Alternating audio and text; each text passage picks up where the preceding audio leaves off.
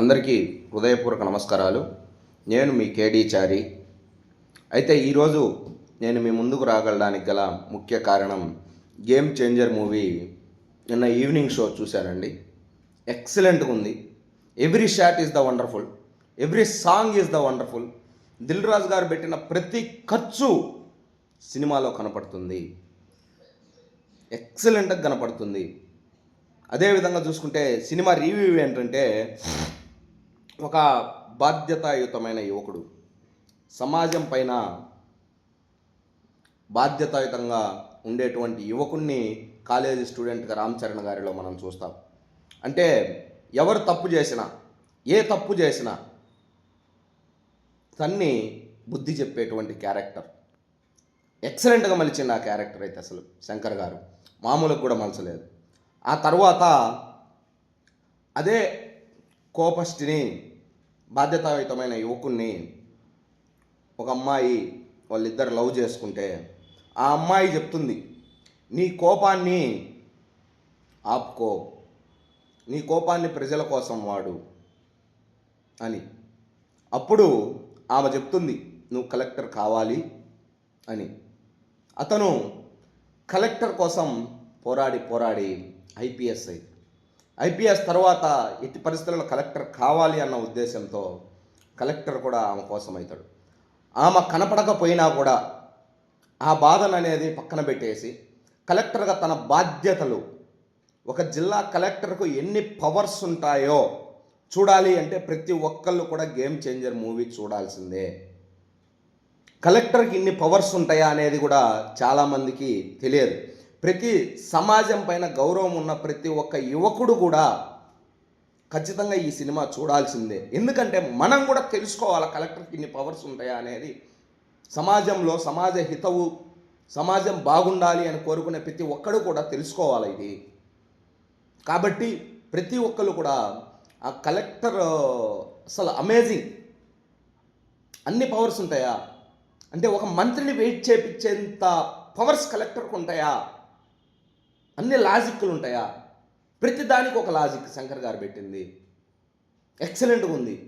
Collector పాత్ర అసలు అమోఘం, ఎవరు ఊహించరానిది.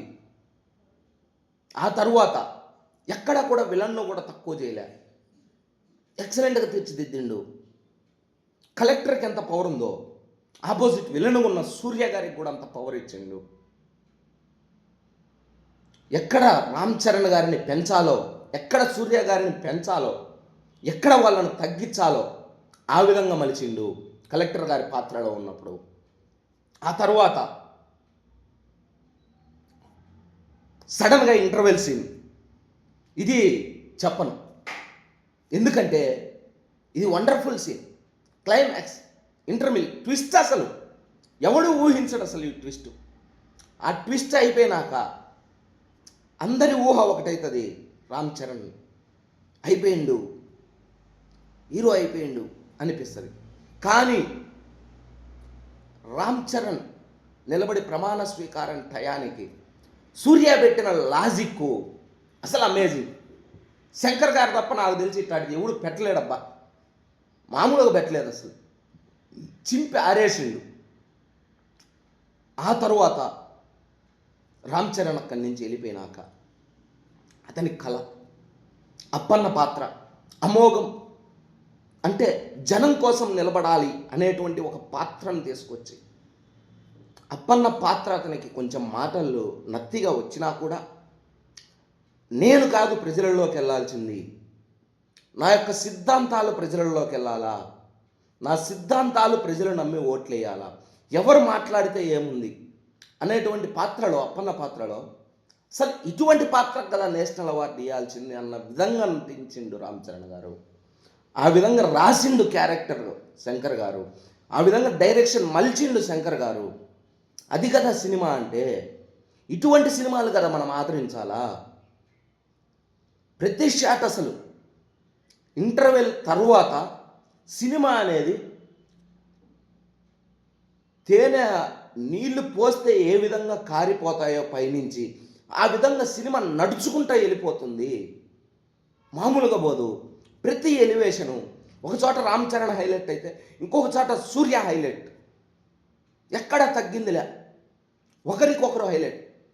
ఆ తర్వాత sudden surprise, one day CM కాదు 1 అవర్ సీఎం లాగా ఎలక్షన్స్ వచ్చేస్తాయి.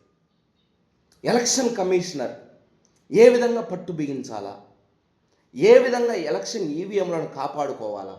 మనం కూడా ఆంధ్రాలో చూసాం, ఓడిపోతామని ఈవీఎంలను పగలగొట్టిన దృశ్యాన్ని చూసాం. అటువంటి దృశ్యాల్ని ఏ విధంగా అడ్డుకోవాలా, దొంగ ఓట్లను ఏ విధంగా అడ్డుకోవాలా అని తీర్చిదిద్దిండు శంకర్ గారు. చాలామంది మాట్లాడుతున్నారు రామ్ చరణ్ యాక్టింగ్ అద్భుతం, రామ్ చరణ్ డ్యాన్స్ అద్భుతం అని. ఎస్, రామ్ చరణ్ యాక్టింగ్ కానీ, కియారా అద్వానీ యాక్టింగ్ కానీ, శ్రీకాంత్ గారి యాక్టింగ్ కానీ, సునీల్ గారి యాక్టింగ్ కానీ, సూర్య గారి యాక్టింగ్ కానీ, అందరి యాక్టర్స్ను ఎంత కావాలో అంత పిండేసుకున్నాడు శంకర్ గారు. శంకర్ గారి మార్క్ కనపడలేదు అని మాట్లాడుతున్నారే, ఎక్కడ కనపడలేదు మీకు శంకర్ గారి మార్కు? ఏ లాజిక్లో కనపడలేదు శంకర్ మార్కు? బ్రహ్మానందం గారి సీన్ వచ్చినప్పుడు కలెక్టర్ జిల్లా దాటి వెళ్ళాలంటే ఎటువంటి పర్మిషన్ కావాలా అనే దాంట్లో మీకు శంకర్ గారి మార్కు కనపడలేదా? రామ్ చరణ్ ప్రమాణ స్వీకారం టయానికి సూర్య వేసిన ఎత్తుగడ లాజిక్ మీకు శంకర్ గారి మార్కులో కనపడలేదా? ఎలక్షన్ కమిషన్ని ఏ విధంగా వాడుకోవాలో చూపించిన దాంట్లో మీకు శంకర్ గారి మార్కు కనపడలేదా? లాస్ట్లో అంతేకాదు, మధ్యలో కలెక్టర్ గారి విషయంలో కాంట్రాక్టర్లను కానీ వాళ్ళందరినీ బస్సులలో ఎక్కించుకొని పోయి వాళ్ళని ఏ విధంగా రౌడీ మూకలను అవినీతిని అడ్డుకోవాలనే దానికి వేసిన మార్కులో మీకు శంకర్ గారి మార్క్ కనపడలేదా? ఎవ్రీ ఐటమ్ ఈజ్ శంకర్ గారి మార్క్. ప్రతిదీ సోషల్ మెసేజ్ ఓరియంటెడ్ మూవీ, ప్రతి సీన్ సోషల్ మెసేజ్ కోసమే ఉన్నది.